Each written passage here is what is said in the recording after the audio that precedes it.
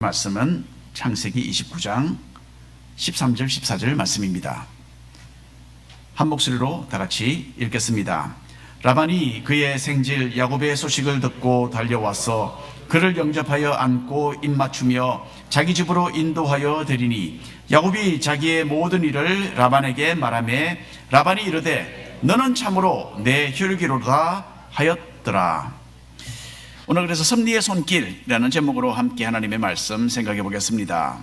지난주에는 시애틀에서 어느 목사님이 연락을 주셨어요. 저는 이 목사님을 35년 전에 LA에서 처음 만났습니다.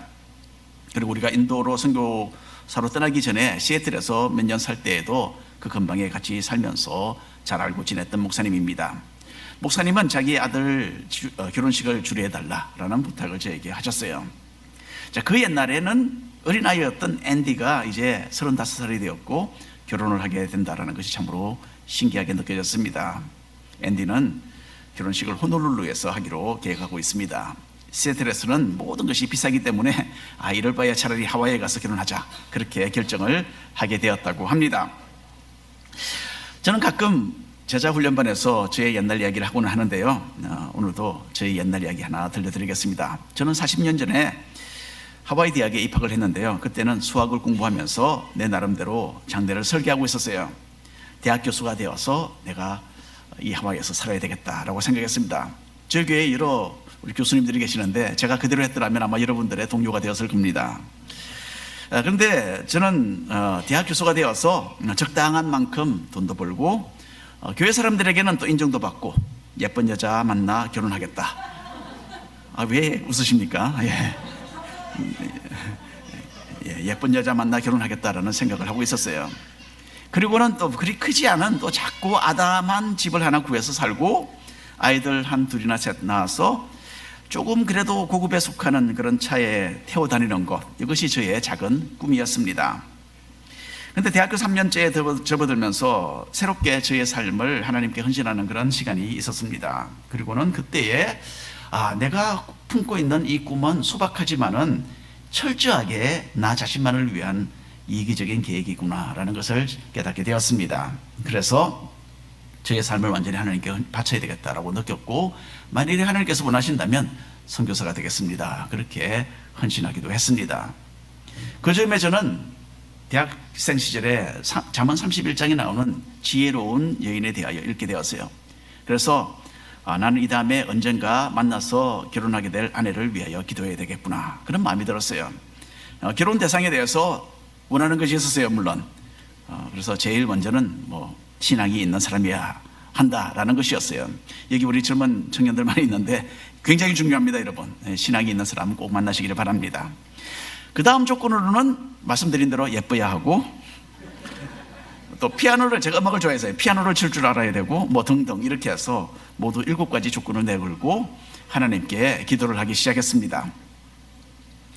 그런데 다른 것은 제가 다 양보를 할 수 있는데 양보할 수 없는 것이 하나 있었어요. 그것은 나와 함께 선교지로 갈 수 있는 사람이어야 한다라는 것이었어요. 그런데 문제는 그런 사람을 만나는 것이 주변에서 쉬운 일이 아니라는 것을 제가 느끼게 되었어요.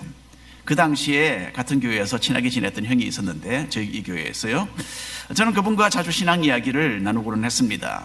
선교사로 나와 함께, 만약에 내가 선교사로 만약에 나가야 한다면 나와 함께 어디든지 갈 수 있는 사람을 찾아야 되는데 그런 사람이 있을까, 고민을 털어놓았더니 분명히 하나님께서 잘 인도해 주실 것이다, 그래야 말하면서 격려하고 또 저를 계속 기도하라라고 말해 주었습니다.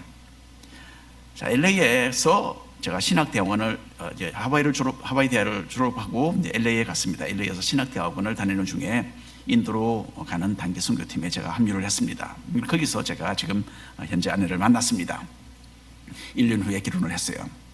매일 기도한 것은 아니지만 대학교 시절부터 잊지 않고 기도한 것이 7년 만에 결혼으로 이루어졌어요.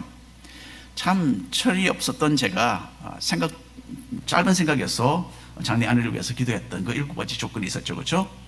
그 중에 중요한 것은 다 이루어졌다라고 저는 생각합니다. 얼마나 감사한지 모릅니다. 네. 자, 이제 야곱은 어머니의 고향 하란으로 가고 있었어요. 형 에서가 자기를 죽이려는 계획을 세웠기 때문에 아주 급하게 도망치고 있었습니다. 근데 또 하나의 이유가 있었어요. 하란에서 결혼을 하고 가정을 꾸리라는 아버지 이삭의 지시가 있었습니다. 자, 야곱은 자신이 살던 곳에서 도망쳐서 550마일 정도 떨어진 하란에 가서 살게 되었던 그 기간을 나의 환난의 날이라고 나중에 회상을 했습니다. 하지만 야곱은 자기를 만나주신 베델의 하나님이 자기를 떠나지 않으시고 이끌어 주시는 것을 경험하게 됩니다. 하나님은 우리에게도 이렇게 보이지 않는 섭리의 손길로 인도하시는 참으로 좋으신 분이시라는 것을 오늘 말씀을 통해서 한 번 더 깊이 느껴보시기를 바랍니다. 먼저 1번 함께 읽겠습니다. 하나님의 인도. 야곱의 어머니 리브가는 형 에서에게 미움을 받고 생명의 위협을 느끼고 있던 작은 아들 야곱을 멀리 피신시키기로 결정을 합니다. 그래서 리브가는 야곱이 올바른 아내를 맞이해 드려야 한다라는 구실을 내세워서 남편 이삭의 마음을 움직이게 되죠. 결국 이삭은 아들 야곱을 불러서 이렇게 말을 합니다. 우리가 지난주에 읽었던 창세기 28장 첫 부분 다시 한번 읽겠습니다. 이삭이 야곱을 불러 그에게 축복하고 또 당부하여 이르되 너는 가나안 사람의 딸들 중에서 아내를 맞이하지 말고 일어나 밧담 아람으로 가서 내 외조부 브두어의 집에 이르러 거기서 내 외삼촌 라반의 딸 중에서 아내를 맞이하라. 가나안 땅에 살던 민족들은요 아주 심각한 죄인들이었습니다. 그래서 하나님의 심판을 기다리고 있던 사람들입니다. 이미 큰아들 에서가 맞이해드렸던 가나안 족속 아내들로 인하여 마음고생을 많이 하고 있었던 이삭은 최소한 이 둘째 아들은 야곱은 더 나은 선택을 하기를 원했던 것입니다. 그래서 이삭은 자기의 처갓집으로 야곱을 보내면서 사촌 누이 중에 하나와 결혼하라라고 지시를 내렸어요. 자, 그때는 이렇게 근친간에 결혼이 가능했던 그런 시대였습니다. 하나님은 자신의 고향을 떠나 하란으로 가고 있던 야곱을 베델에서 만나 주셨어요. 보호와 축복을 의미하는 하늘 사다리를 보여주시면서 하나님은 야곱을 축복하시겠다라는 언약을 세우셨습니다. 야곱이 장차 결혼해서 많은 자손들을 거느리게 될 것이고 또 온 세상 사람들을 잘되게 하는 그런 축복의 근원이 될 것이다. 그렇게 약속해 주셨습니다.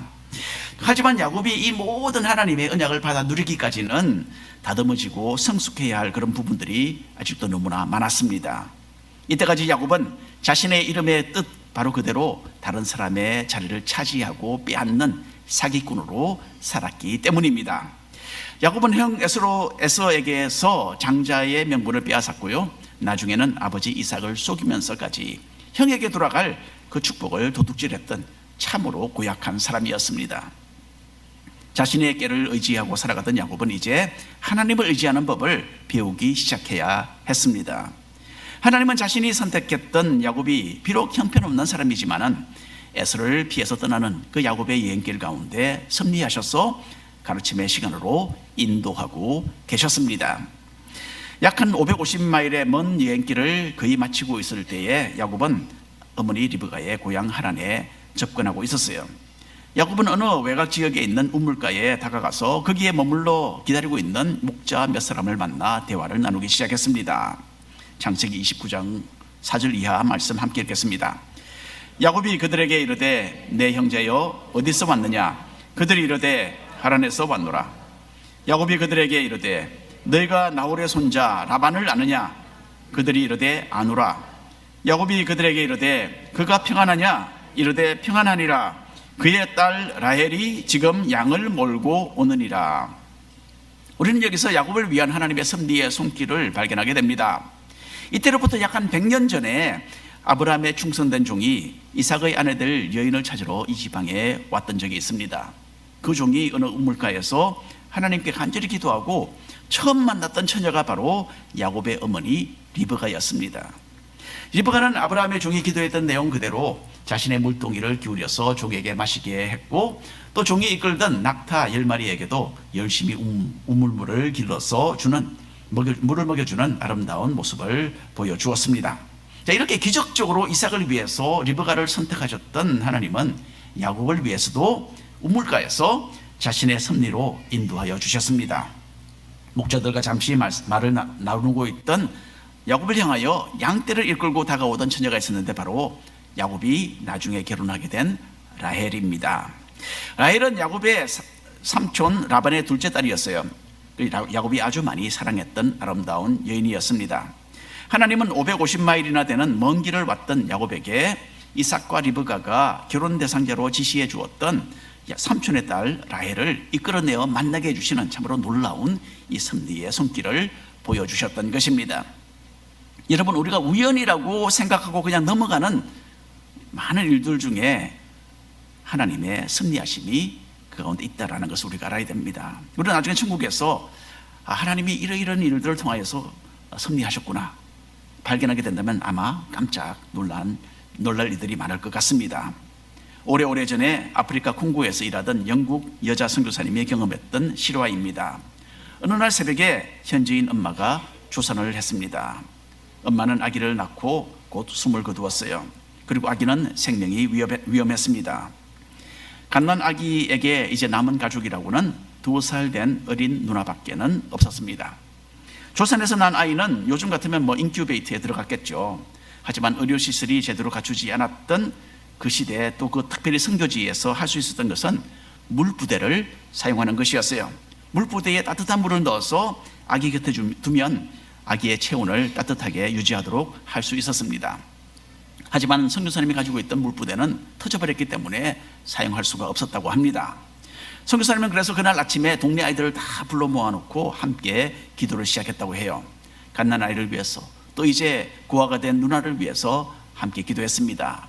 근데 그 중에 어느 여자아이가 일어나서 대표로 간절하게 기도를 했답니다. 하나님, 물부대 하나를 오늘 꼭 보내주셔야 됩니다. 내일 도착하면 너무 늦을 거예요. 아기가 죽을 겁니다. 그리고요, 하나님, 물부대를 보내주실 때는 작은 인형도 하나 보내주세요. 갓난 아기의 누나가 엄마를 잃고 지금 너무 많이 슬퍼하고 있습니다. 그렇게 기도를 했다고 합니다. 그날 오후입니다. 아주 모처럼 우편 배달부가 큰 박스를 하나 가지고 왔어요. 영국에서 보낸 것인데 5달이나 걸려서 결국 이 아프리카 외딴 곳에 도착했습니다. 동네 아이들이 모두 다 지켜보는 가운데서 선교사님은 박스를 열었어요. 처음에는 옷가지가 몇 개 나왔습니다. 그리고 그 밑에는 꼭 필요했던 물부대가 나왔어요. 모두가 기뻐하면서 환성을 질렀습니다. 그 순간 아침에 간절하게 기도했던 그 여자아이가 앞으로 뛰어나와서 이렇게 외쳤어요. 하나님이 물부대를 보내셨다면 분명히 인형도 보내셨을 거예요. 그렇게 말을 했어요. 그리고 박스 가장 밑바닥에서 정확하게 인형이 하나 나왔다고 합니다. 이곳에 무엇이 언제 필요할 것을 미리 알고 계셨던 하나님께서는 5개월 전에 이미 영국에 있는 사람들을 사용하셔서 이 물건들을 붙이도록 하셨고, 간절한 기도와 함께 이 박스가 바로 그날 도착할 수 있도록 섭리해 주셨던 것입니다. 이와 같이 하나님께서는 550마일 먼 길을 왔던 야곱에게 장차 아내 될 사람 라헬을 보내어서 맞이하게 하셨습니다. 하나님은 이처럼 우리의 발걸음도 인도하십니다.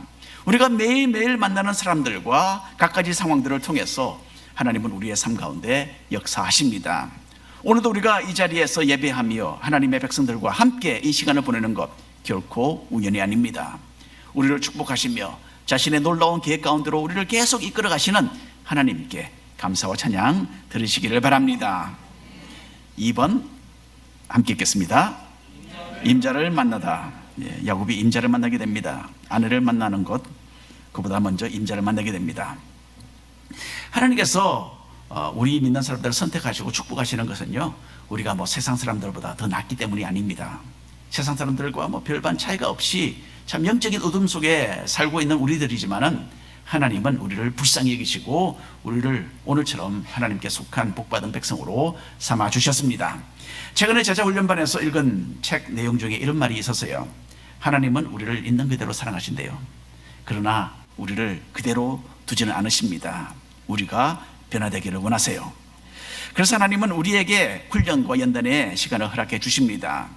때때로 하나님은 거칠고 험난한 길로 우리를 인도하시고 또 때로는 광야와 같은 외로운 곳을 지나가기도 하십니다. 하나님께서는 우리를 더 거룩한 자신의 사람들로 다듬어서 사용하시기 위해서 각가지 상황 가운데 우리를 이끌어 가시는 것입니다. 야곱은 라헬에게 자신이 누구인지를 밝힙니다. 먼 곳에서 생질이 왔다라는 소식을 들은 라반은 야곱을 환영해 드립니다. 그리고 아마 라반은 네가 어떻게 여기까지 왔느냐라고 야곱에게 물었겠죠. 야곱은 자신의 모든 일을 라반에게 말을 합니다. 자기가 어떻게 쌍둥이 형 에서에게서 팥죽 한 그릇으로 장자의 명분을 빼앗았는지 설명을 했겠죠. 또 얼마 전에 어머니 리브가, 즉 라반의 누이 동생의 도움으로 자기가 어떻게 눈먼 아버지 이삭을 속여서 형 에서에게 갈 축복을 도둑질 했는지 이것도 말을 했을 것입니다. 그 결과로 에서의 분노를 사서 이제 이렇게 하란으로 도망쳐 오게 되었다라고 설명을 했습니다. 자, 이 모든 이야기를 듣고 있던 라반의 반응이 참으로 재미있습니다. 한번 읽어볼까요? 야곱이 자기의 모든 일을 라반에게 말하며 라반이 이르되 너는 참으로 내 혈육이로라 하였더라. 너는 참으로 내 혈육이다. 이게 무슨 말이겠습니까, 여러분? 자신의 생질 야곱이, 조카 야곱이 속임수로 이 모든 일을 했다는 말을 듣고서 라반은 너는 어떻게 나와 이처럼 똑같으냐, 그렇게 칭찬하며 기뻐했어요, 여러분. 라반은 앞으로 야곱의 인생을 바꿔놓는 앞으로 참으로 중요한 역할을 합니다. 라반은 야곱보다도 더 단수가 높은 대단한 사기꾼이었어요. 사기꾼들이 만난 거죠, 그렇죠? 이제 야곱 드디어 임자를 만났습니다. 야곱은 지금까지 자기가 사용하던 사기꾼의 그 방법들이 라반에게는 통하지 않는다라는 것을 발견하게 됩니다. 라반의 이런 악한 기질은 야곱에게 많은 고통을 안겨다 주었고요. 야곱은 삼촌과의 이 씁쓸한 관계를 통해서 하나님께서 가르쳐주시는 교훈을 터득해야만 했습니다. 야곱은 삼촌 라반의 집에 지내면서 한 달 정도 양을 먹이는 일을 했습니다. 야곱이 하는 일이 마음에 들었던 라반은 야곱을 아예 그냥 고용하고 싶어졌어요. 그래서 라반은 품삯에 대한 말을 꺼내게 됩니다. 한번 읽어보겠습니다. 29장 15절 이하의 말씀입니다. 라반이 야곱에게 이르되 네가 비록 내 생질이나 어찌 그저 내 일을 하겠느냐. 내 품삯을 어떻게 할지 내게 말하라. 라반에게 두 딸이 있으니 언니의 이름은 레아요 아우의 이름은 라헬이라. 레아는 시력이 약하고 라헬은 곱고 아리따우니 야곱이 라헬을 더 사랑함으로 대답하되 내가 외삼촌의 작은 딸 라헬을 위하여 외삼촌에게 7년을 섬기리이다. 야곱은 자기가 하는 일에 대한 품삯으로 외삼촌의 딸 라헬과 결혼하겠습니다, 그렇게 말을 합니다. 처음부터 야곱은 라반의 딸들 중에 하나와 결혼하려는 그런 계획을 가지고 왔죠. 하지만 급하게 길을 떠나는 바람에 하란으로 온 야곱은 결혼 지참금이 없었던 것입니다. 그래서 야곱이 할 수 있었던 것은요, 이 상황에서 라반 아래에서 열심히 몸으로 때우는 거죠. 일을 하는 것 뿐이었습니다. 그래서 더 아름답고 더 사랑스러운 둘째 딸 라헬과 결혼하기 위해서 7년 동안 일하겠습니다, 그렇게 제안을 했습니다. 요즘 한국에는 젊은이들이 결혼 대상자를 고르는 A, B, C, D, E, F라는 조건이 있다고 해요. 들어보셨나요? A는 age, 나이가 적절해야 된다. B는 beauty, 예뻐야 한다. C는 character, 성격이 좋아야 된다. D는 degree, 학력이 있어야 된다. E는 economy, 경제력이 있어야 된다. 그리고 F는 신앙이 있어야 된다. 왜 F가 제일 마지막인지 모르겠어요. 신앙이 있어야 된대요. 우리 교회 젊은이들은 이 가운데 제일 중요한 신앙이 있기 때문에 모두가 다 훌륭한 결혼 대상자들이 되고 있는 줄로 믿습니다. 자, 야곱은 라헬을 사랑했기 때문에 7년의 세월이 조금 더 아깝지 않았어요. 오히려 꿈과 같이 그 세월이 빨리 지나갔다라고 합니다. 남녀간의 깊은 사랑에 대해서 성경이 가장 처음 우리에게 들려주는 애틋한 사랑 이야기입니다, 여러분. 이것이 한국 연속극을 보면 남녀간의 사랑에 대한 이 주제가 많이 나오죠. 그 이야기를 막 길게 느려서 막 엮어가기 때문에 저는 따분해서 잘 안 봅니다만은, 그리고 중간중간에 참 뜻하지 않았던 그런 이 사건들, 문제점들을 덧붙임으로써 관중들이 흥미를 느끼게 만듭니다. 참으로 훌륭한 연속극처럼 야곱과 라헬 사이의 이 사랑 이야기는 예상치 못했던 그런 방향으로 부딪히게 됩니다. 약속한 7년이 되어서 야곱의 결혼 날짜가 되었어요. 라반은 잔치를 베풀고 그 첫날 밤에 야곱의 방에 라헬이 아니라 언니 레아를 들여다보냅니다. 이게 아주 엄청난 사건이죠. 22절부터 다시 한번 읽겠습니다. 라반이 그곳 사람을 다 모아 잔치하고 저녁에 그의 딸 레아를 야곱에게로 데려가며 야곱이 그에게로 들어가니라. 야곱이 아침에 보니 레아라. 라반에게 이르되 외삼촌이 어찌하여 내게 이같이 행하셨나이까? 내가 라헬을 위하여 외삼촌을 섬기지 아니하였나이까? 외삼촌이 나를 속이심은 어찌 됨이니까? 라반이 이르되 언니보다 아우를 먼저 주는 것은 우리 지방에서 하지 않는 바이라. 이를 위하여 7일을 채우라. 우리가 그도 내게 주리니 네가 또 나를 7년 동안 섬길지니라. 자, 우리는 어떻게 그래도 아무리 그래도 야곱이 신부가 바뀌었다는 것을 몰랐을까, 그런 생각을 하게 됩니다. 하지만 이 지방에서는요, 결혼 축제 기간에 신부가 얼굴을 가리는 풍습이 있었어요. 그래서 어둠 속에서 레아가 얼굴을 가리고 있었으니 야곱이 몰랐던 것입니다. 그 다음날 아침에 이 사실을 발견했던 야곱은 엄청난 충격을 받았겠죠. 야곱은 화가 나서 외삼촌에게 왜 약속을 어기셨습니까? 왜 나를 속였었습니까? 라고 항의를 하게 됩니다. 근데 그때 라반이 너무너무 태연해요. 아이, 언니보다 동생 먼저 결혼시키는 거 우리 풍습이 아니다. 정말 그랬다면 처음부터 말을 했어야 됐겠죠, 그렇죠? 내가 라헬을 위해서 7년 이야기했습니다. 아니 근데 레아를 먼저 줘야 되는데 이야기를 했어야 되는 거죠. 그렇게 하지 않았습니다. 이게 고수가 높은 거죠. 예, 아주 고수입니다. 속임수에 대해서. 그리고 정말 동생 라헬을 원한다면 언니와의 결혼 축제 기간 7일을 다 맞춰라. 그러면 그 다음에 동생도 주겠다. 그리고는 그 후에는 네가 나를 위해서 7년을 더 일해야 된다. 그렇게 말을 한 거예요. 자, 여기서 라반이 자기의 그 본색을 드러내고 있었습니다. 이런 종류의 사기 행각을 일컬어서 미끼상술이라고 합니다.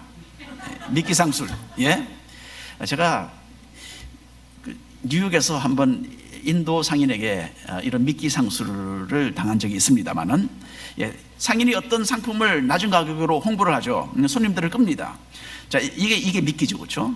그래서 아주 좋은데 하고 이제 가는 거죠. 일단 손님이 가게에 발을 딱 들이도록 한 후에는 그 물건이 다 팔렸다 그러는 거예요.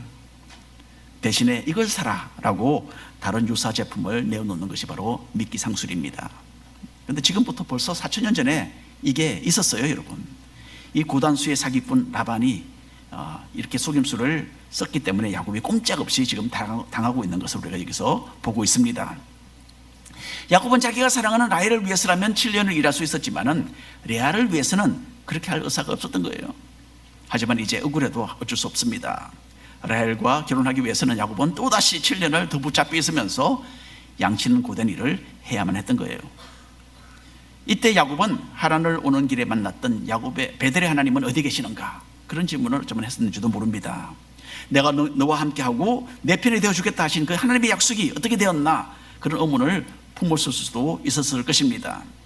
자, 우리는 이런 답답한 마음을 잘 이해합니다, 그렇죠? 일이 잘 안 풀릴 때에 우리에게도 하나님께서 함께 하신다면 왜 이런 억울한 일이 나에게 일어나는가라는 그런 한탄을 하는 경우가 있습니다. 일터에서, 인간관계 속에서, 그리고 가정에서 우리는 때로 감당하기 어려운 그런 상황들을 만나게 됩니다.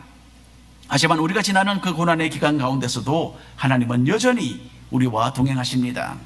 우리의 눈에는 가려져 있지만은 그런 답답하고 속상한 그런 시간 속에서도 우리를 위하시고 우리를 가르치시는 하나님의 숨은 섭리의 손길은 계속되는 것입니다. 자, 그리고 여기서 우리는 참 깨가 많았던 이 야곱이 삼촌 라반에게 보기 좋게 당하는 것을 봅니다. 야곱은 라반에게 뿐만 아니라 여기 보니까 큰딸 레아에게도 지금 속아 넘어가고 있어요. 이것은 야곱이 양털을 몸에 붙여서 눈먼 아버지 이삭을 속이고 에서의 흉내를 냈던 것과 아주 유사합니다. 레아는 완벽하게 자기 예쁜 동생 라헬의 흉내를 내고 있어요, 그렇죠? 그리고 야곱을 속입니다. 예쁜 동생 라헬 때문에 야곱의 관심을 전혀 끌지 못하고 있던 언니가 정말 결정적인 순간에 속임수로 그 신부의 자리를 자기가 빼앗는 거예요. 예, 바로 그런 참 흥미진진한 이야기가 여기에 전개되고 있습니다. 갈라디아서에는 이런 말씀이 있어요, 여러분. 함께 읽겠습니다. 스스로 속이지 말라. 하나님은 업신여김을 받지 아니하시나니 사람이 무엇으로 심든지 그대로 거두리라. 자기의 육체를 위하여 심는 자는 육체로부터 썩어질 것을 거두고 성령을 위하여 심는 자는 성령으로부터 영생을 거두리라. 하나님의 말씀이 확실하죠. 비도덕적인 행동, 속임수로 그리고 살았던 야곱은 이제 그 열매를 거두어드리고 있습니다. 하나님은 야곱의 잘못을 더 주어내시고 이런 참 속상한 일들을 통하여 야곱이 자신을 한번 돌아볼 수 있는 그런 기회를 여기에 제공하고 계십니다. 야곱이 자신의 꾀를 의지하지 않고 하나님을 의지하는 법을 이제 배우도록, 터득하도록 이런 일들을 경험하도록 하신 것입니다. 나중에 다윗도 이런 비슷한 일을 경험했습니다. 우리아의 아내 바세바를 범했던 다윗은 자기도 동일한 아픔을 경험하게 됩니다. 그렇죠? 이와 같이 하나님은 우리를 훈계하십니다.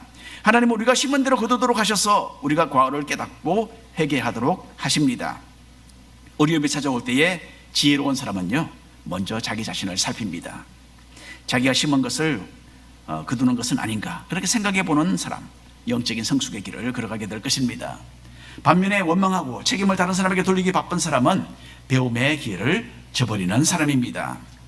한편 원하지도 않았던 레아와 쏘가서 결혼한 야곱은 많이 속상했겠죠, 그렇죠? 하지만 먼 훗날 그 상황, 전개되었던 그 상황들을 우리가 살펴본다면 이것도 하나님의 섭리 안에 있었던 일이라는 것을 우리는 알게 됩니다. 레아의 아들 중에 하나가 유다라는 사람입니다. 유다로부터 다윗을 비롯한 이스라엘의 왕들이 태어났습니다. 그리고 레아의 아들 유다의 자손으로부터 예수 그리스도께서 이 땅에 태어나셨어요. 가장 최악이라고 여겨지는 그 상황도 하나님은 놀라운 섭리로서 우리의 유익을 위해 사용하십니다. 로마서 8장에 있는 말씀 함께 읽겠습니다. 우리가 알거니와 하나님을 사랑하는 자 곧 그의 뜻대로 부르심을 입은 자들에게는 모든 것이 합력하여 선을 이루느니라. 아멘. 그래서 여러분, 우리가 해야 할 중에 제일 중요한 것은 이렇게 하나님을 사랑하는 일입니다. 하나님을 사랑하는 자는 하나님께서 이렇게 합력하여 선을 이루도록 해주신다는 거죠. 이렇게 할 때에 야곱의 경우처럼 우리에게 경험되는 고난과 억울한 일과 속상한 일들이 모두 하나님의 섭리하신 가운데 우리의 유익으로 나타나게 될 줄로 분명히 믿습니다. 오늘 결론의 말씀을 드립니다.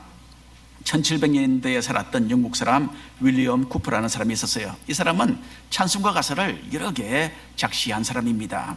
시인이었어요. 찬송가 80장이 그 중에 하나인데요, 우리가 많이 부르는 찬양은 아닙니다. 하지만 그 가사 내용이 너무나 귀합니다. 이 찬송을 짓게 된 상황이 아주 특별했다라고 전해지는데 그 이야기를 여러분들에게 들려드리겠습니다.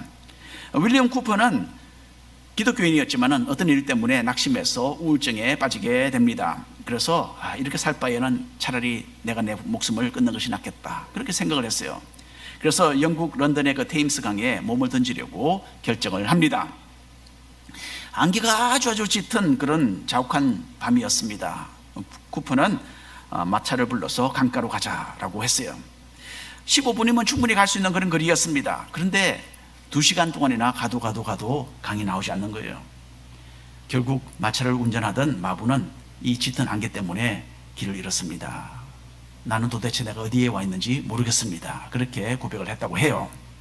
윌리엄 쿠퍼는 너무너무 화가 났습니다. 내가 죽어야 되는데, 그래서 화가 나서 무작정 마차에서 내렸어요.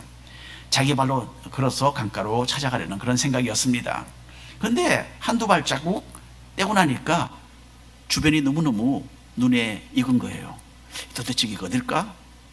그 짙은 안개 속에 2시간을 헤매다가 멈춘 곳이 바로 자기 집 문 앞이다라는 것을 쿠퍼가 알게 됩니다.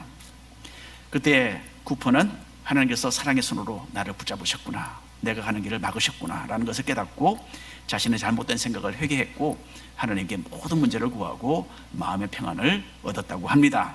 그리고 그렇게 해서 펜을 들고 쓴 가사가 바로 우리 찬송가 80장 주 하나님 크신 능력 참 신기하도다, 이 찬양입니다. 원래 영어로는 God moves in a mysterious way라고 해서 하나님은 신비로운 방법으로 일하신다라는 뜻입니다. 본래 이 찬송가는 6절까지 있었어요. 우리 찬송가는 4절까지 있는데, 그래서 우리 찬송가에 충분하게 번역이 안 된 부분이 있어서 가사를 제가 새로 번역을 해보았는데 함께 보시겠습니다. 하나님께서 참 어려운 상황을 통해서 섭리하시고 우리를 교훈하시고 이끌어 가신다라는 귀한 노래입니다. 1절, 하나님은 신비로운 방법으로 놀라운 일들을 행하신다. 바다 위에라도 발자국을 대시고 폭풍 위를 걷는 분이시다. 2절, 하나님의 완전하신 역사는 우리가 청량할 수 없다. 전능자의 놀라운 계획과 뜻은 깊음 속에 숨겨져 있다. 3절, 성도여 두려워 말고 용기를 가지라. 두려워하는 먹구름도 하나님의 은혜다. 먹구름이 개이면 크신 축복이 너의 머리 위에 임하게 되리라. 4절, 제한된 지혜로 하나님을 간음하려 말고 도리어 하나님의 은혜를 신뢰하라. 하나님의 섭리가 얼굴을 찌푸리게 하더라도 숨겨진 하나님의 밝은 얼굴 나중에 보게 되리라. 5절입니다. 하나님의 계획은 매 시간마다 진전하여 열매를 맺는다. 몽우리는 쓰더라도 그 후에 나오는 꽃은 달콤하리라. 6절입니다. 불신앙의 눈은 하나님의 섭리를 오해하게 된다. 하나님께서 스스로 설명하시는 날, 그때는 우리가 이해하게 되리라. 아멘. 함께 기도하겠습니다. 주 하나님 아버지, 이렇게 주님의